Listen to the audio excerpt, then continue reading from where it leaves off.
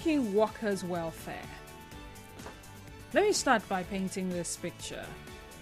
Imagine working hard for a long time, a very long time actually, with absolutely nothing to show for it. You've been working for 5 years, 10 years, 15 years, 12 years, 20 years. Probably the same organization. Maybe you've been working at different organizations, different points in time. Your take home, sadly, cannot even take you home. Upon that, sadly, there is no added benefits. Are you picturing it with me? No added benefits. You see, it's funny how it's a lot easy for employers to sack employees over a simple error, a mistake, a one-off situation, an honest mistake, something that could have happened to anybody. No room for fine, no room for even a suspension or a far lesser punishment. Outright dismissal, sack, fired. But no penalties when employers don't do their part to ensure good working conditions and welfare for employees. So that staff member who is owed salaries every now and then. That staff member who is sometimes asked to use his personal money to do stuff and doesn't get reimbursed by management or the departments that should see to replacing the money they used. That staff member who doesn't even have health maintenance, no health insurance whatsoever. That staff member who cannot even go on leave. And even when they go on leave, no leave allowance whatsoever. I say workers in the private sector are talking about issues like job insecurity, long working hours. So even when they tell you it's 9 to 5 job, you're expected to show up at the office sometimes by 6 a.m. or 5 a.m. And you're expected to leave the office sometimes by 10 p.m. There's limited career advancement for you. You want to pursue this, they say no. You cannot be permitted to. There is inadequate benefits. These are some of the challenges workers in private sector are facing.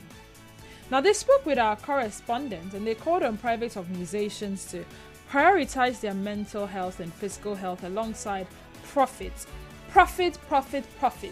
Year in, year out, you're having meetings with management. And all they are talking about is how to maximize profit. So this is May, right?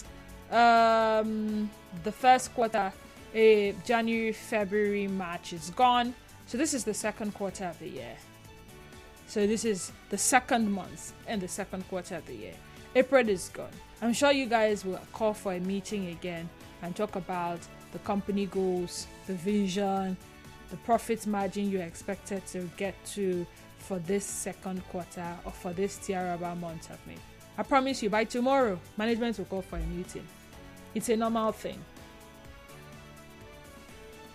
But this year's theme is saying workers first.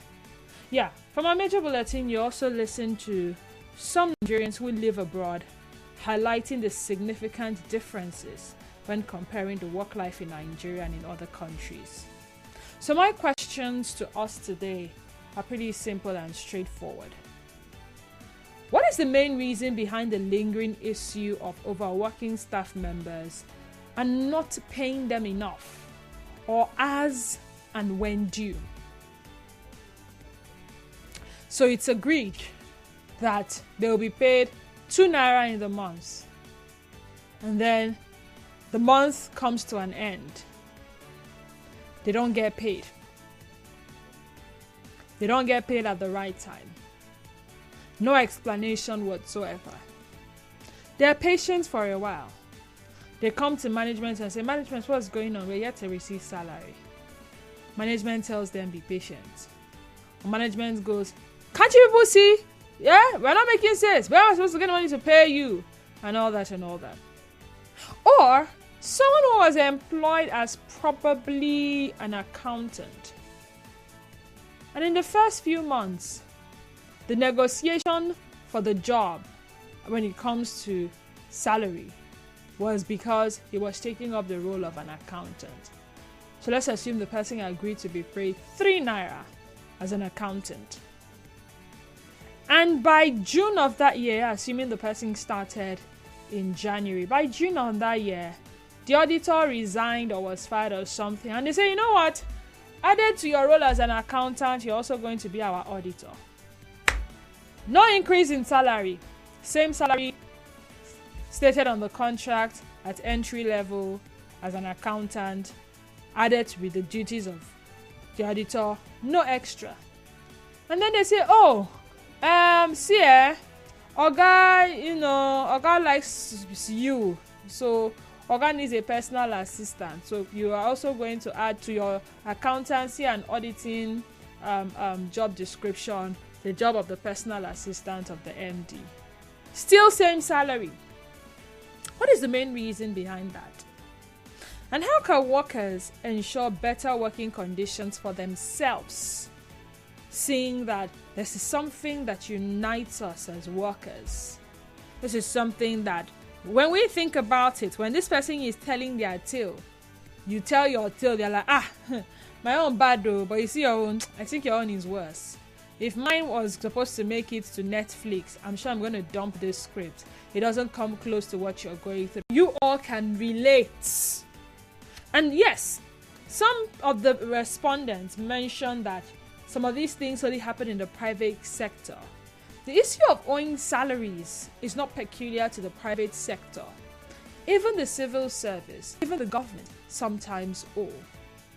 So again, what is the reason behind the lingering issue of overworking staff members and not paying them enough, or as and when due? And how can workers ensure better working conditions for themselves? 0817 923 0002. Again, 0817 923 0002. Excuse me. We also have 0817 923 0003. That is 0817 923 0003. WhatsApp and Telegram number for your WhatsApp and Telegram messages is 0809 030 6416. Again, 0809 030 6416. On X, we are at Nigeria Info PH, and our Facebook page remains Nigeria Info 92.3 PH. You can go there, watch us live, and most importantly, be a part of the conversation by dropping your message in the comments section. On X, you tweeted us, and on Facebook, you drop your comments in the comment section. Now, a call screener is in standby to take your calls first before passing you on to me in the studio. So when you do call, the first voice you would hear will not be my voice, but of course that of the call screener. Let's see. Nigeria Info, good afternoon to you and welcome. Zion, welcome. Yeah, G-Square, good afternoon to you. Good afternoon. It all narrows down to the laws relating to labor laws in Nigeria. Okay. And some certain policy that should protect the laborer in this part of the world, which we don't have, and which is very bad. And it has hampered development and growth in this country. Oh dear, so sorry Zion, I'm thinking it's a network problem. Please do well to call back. Again, the main reason, there has to be something. There has to be something. Several workers cannot be complaining of the same thing at the same time. And they are not all working for the same person. Different organizations. Something has to be the problem. Do you agree with Zion? Labor laws? How acquainted are some of the laborers, as it were, workers in Nigeria with these labor laws? Do we know our rights as workers? Or when we are desperate to get a job, whatever we are offered, we accept, no questions asked whatsoever. Then it's at the point when we are employed and we see a lot of things going wrong, we now start complaining. Think about it. If the other two numbers are not connecting, how about we try 0817 923 0009? Yes, 0817 923 0009. And again, WhatsApp and Telegram number is 0809 030 6416. Muriel from Okrika. Hi Muriel, you're welcome. Let's talk. Thank you. Good afternoon. Happy birthday to you. Happy Workers' Day. Why are you laughing? Shabi, you are chilling at home. Me, I'm at work. And that's what I'm telling you. Okay. I'm really, I'm so good. You are the big deal. You are the real deal, you know, the essential worker. Hear you. Yeah. And I think management at least find even if it means to just more shopping bags for you guys. Not more things. Yeah. People are the real deal. Okay. Denise, the overworking member or the overworking staff, sometimes when you're talking about it, I was asking myself, when this bit of overwork, do the work they give you just your justification? And when you talk about it, does it mean you're doing work you're supposed to do your paid for and you do something else, doing something to it, you know, or doing other people's work? You know, sometimes I understand, but in the other sometimes they say they do overtime. And if you want to do overtime, they really want to do it, they pay for it. When your time expires, do it. You know, that's a thing to them. You must pay for the overtime. Because of the time, you want to do 2 hours overtime, 6 hours, depending. And they pay immediately. But over here, most times it's not like that. Sometimes you pay, or you're expecting something to pay. You do this at the time, and you don't do your work. You can see your doing maybe employing yourself in their own. So over time, you cannot really think over here. There are some situations that, especially we in the public sector, whether you do overtime or you do your pay, now your pay. That's why people don't think you know, because nothing added. They promote you as at when nobody will look at you. Do your work. They don't do it for most of the time. They don't care. They don't know the numbers. But in private organizations, some of hard-working staff, they get more than others. You know. Yeah, that's as far as honest. All right, thank you, Muriel. Gentle from Iwafe, welcome, Gentle. Hello. Gentle, you're welcome. Yes, of course. I'm Gentle, calling from Iwafe area. Yes, Gentle. Our Uncle Zion really talk about not having laws that are functional in our labor market. But I think that is a known fact that Nigeria has a lot of law. What is really driving the issue of labor not having what they really want is fear. I know what I went through before getting my job. So every one of us, most of us know.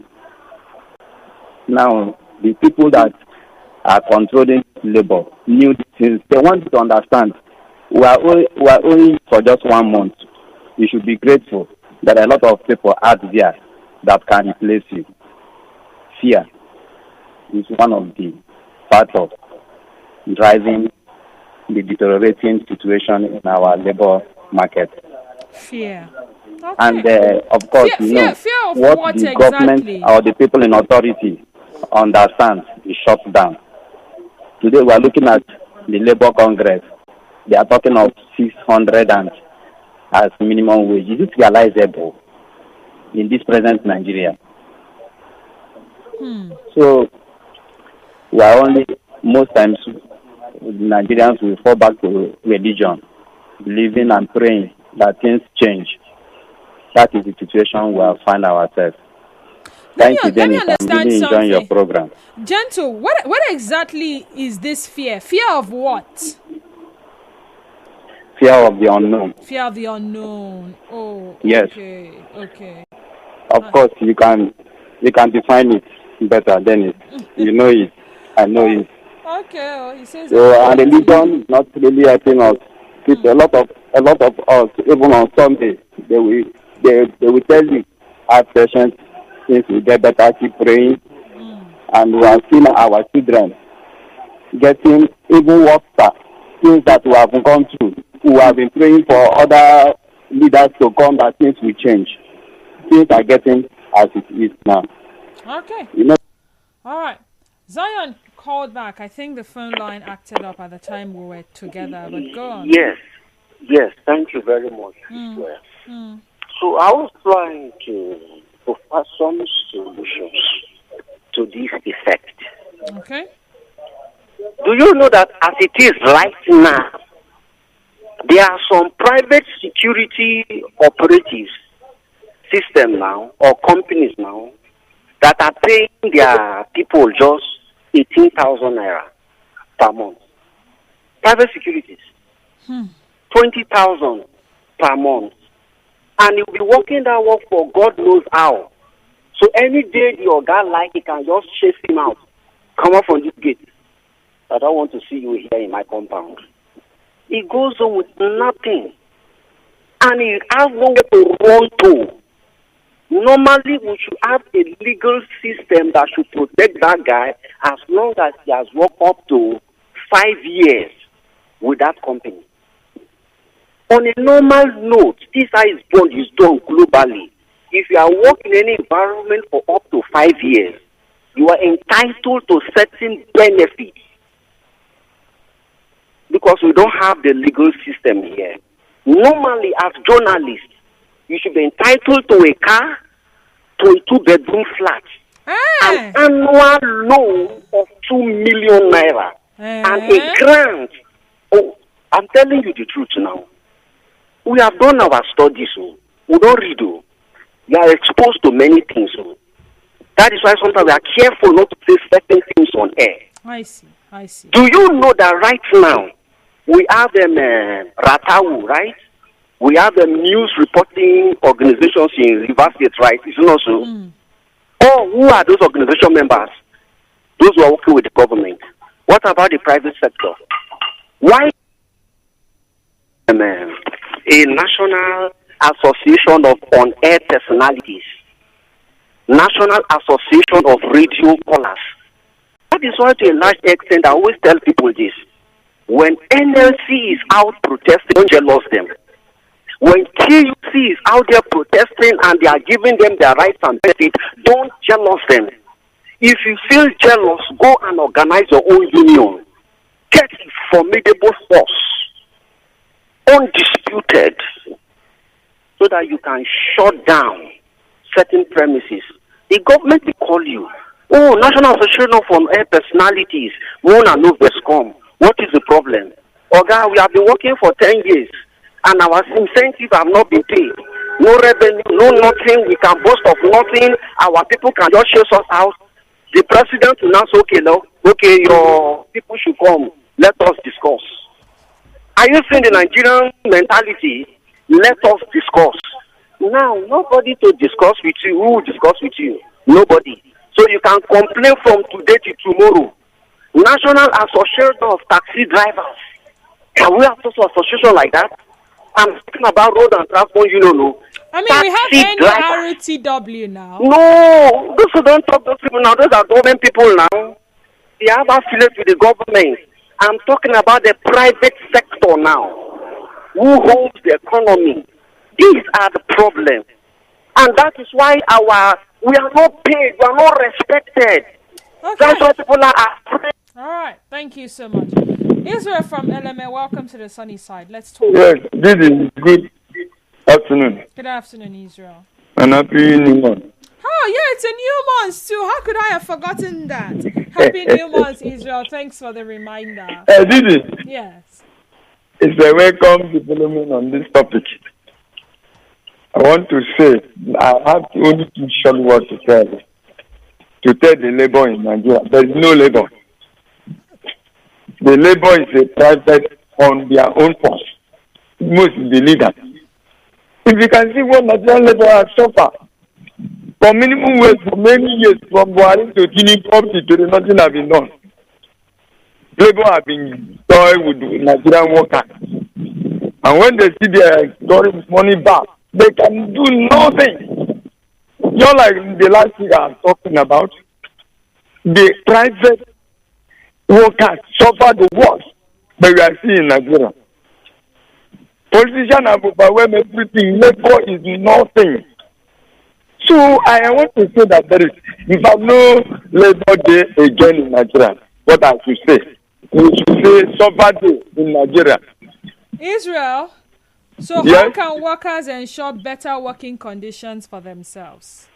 I mean, the working condition of Nigerian labor workers are very, very poor in every sector. So what can they do to ensure that it becomes better?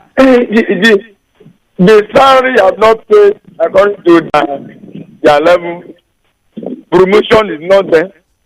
And even if they pay the money, they will divide the money and pay 6 months. 6 months remain. Isn't that to manage the labor? What is the function of labor in Nigeria? I hope you are aware that not everybody is a member of the Nigeria Labour Congress. Not everyone identifies as a member. Okay, let me conclude So what before we about run those up. that are not in the Labour Congress? For that reason, hello. I'm with you. Didi, my conclusion. I speak as a prophet. No way from form against you shall prosper and their family. Thank you. All right, thank you so much. Israel from LMA. What is the main reason behind the lingering issue of overworking staff members and not paying them enough? In this company, the same person doing the same kind of job you do is probably earning in millions. You, on the other hand, do a lot more than that person. Different positions, all in one human being. And you're earning peanuts. Worse still, the peanuts is not even coming regularly. Worse still, you cannot boast of anything tangible since you started working with that organization. Someone said it's fear of the unknown. And he said I should define it myself. I know what it is. Fear of being fired. Fear of being jobless. Is it fear of offending your boss? Is it fear of the possible outcome if you ask that you get what you deserve? How many workers are vocal in Nigeria and what they exactly they want? How many workers, when given the opportunity to negotiate, know the right words to say at the negotiation table?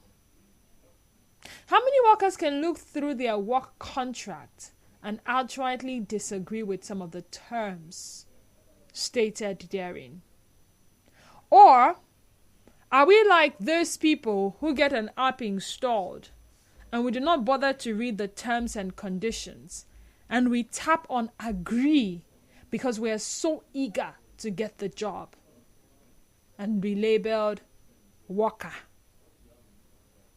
I mean, having to leave your house every day and tell your neighbors bye-bye, and neighbors say, neighbor, I don't dey go work, and come back in the evening, neighbor, I don't come back, How many times Have you been uncomfortable with things and you spoke out?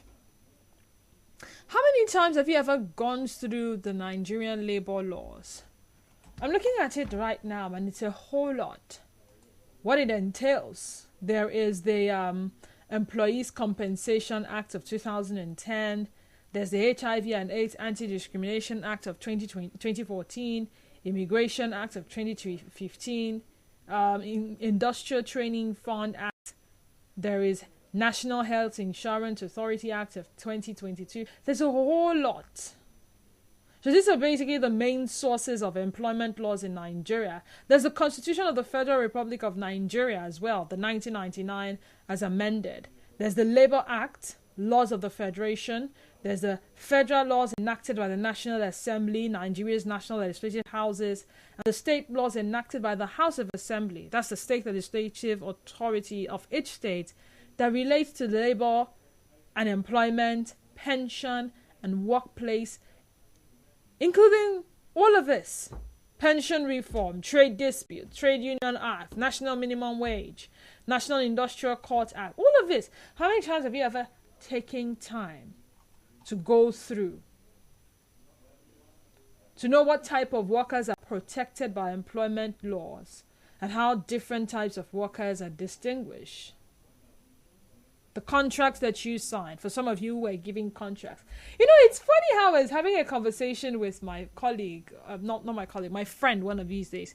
And she told me the job she has been doing for years now, she was never given an employment letter. I said, you were not given an employment letter? She said, yes. I said, you know that they can come and deny you one day that you do not work for them?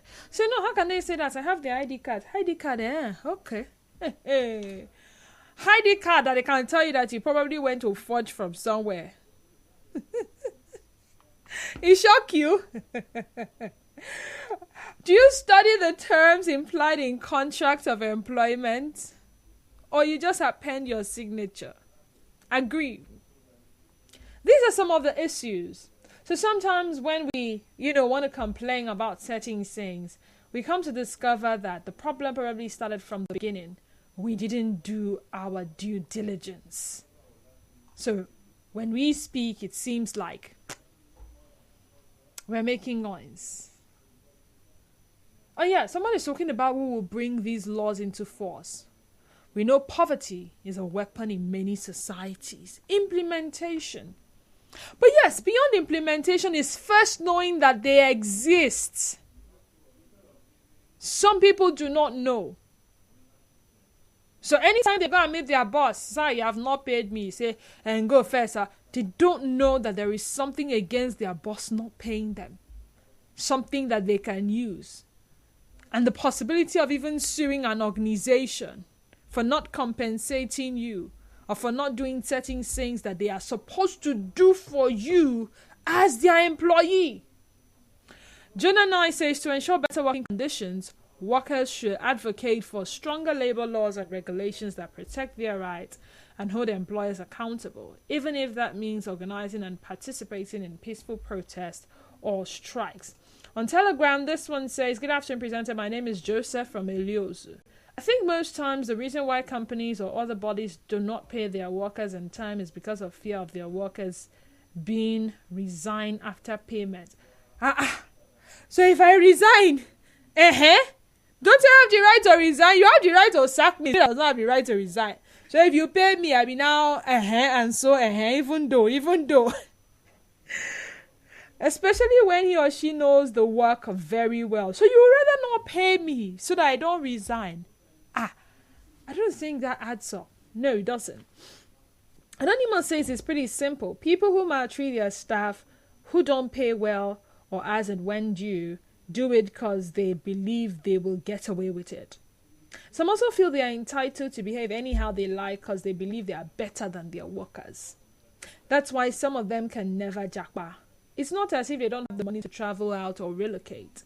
They know if they go to certain countries and behave anyhow, they will suffer consequences. Anonymous, send that in. Okay, there's this message that it's refusing to open. Just a few seconds, please. finding an alternative for that particular message now. Okay. Denise, I worked in a healthcare facility where there's no basic amenities for staff welfare like source of potable drinking water, toilet rolls, antiseptic hand wash, etc. The salaries are paid second week of the next month. I later resigned, but my colleague who was still working there said nothing has changed. The facility in question makes mega millions but pays the nurses peanuts. It's located few minutes drive from your station. Healthcare center, making mega millions. I'll fish them out. I fish them out. Elsevier, send that in. Workers, know your rights. You see, there's something that knowledge does for you that you know is a step in the right direction. Equip yourself with knowing so that when it is time for you to speak up, you're bringing forward your strong reasoning. Strong reasons, I beg your pardon. Yes. Maybe sometimes the employers are ignorant, or they know and they know that you are ignorant, and they're basically taking advantage of your ignorance to rip you off. Equip yourself with knowledge. It goes a long way. It guides you in the right path. It helps you with the next line of action should certain things be the norm for you at your place of work. We look forward to a society where every organization, both private and public sector, will put workers first as opposed to putting profit first. My name is Denise Dennis Waller. Thank you so much for being a part of this conversation. Up next is Trending Stories, and afterwards the FinTech Show. After the FinTech Show, we have the news updated too, and thereafter Talking Figures. Follow us on X at Nigeria Info PH, Facebook page Nigeria Info 92.3 PH. Follow me on X and Instagram at _Denise_Dennis. Follow my Facebook page Denise Dennis and my Facebook account Denise Dennis Walu. Do enjoy the rest of your day. Adios.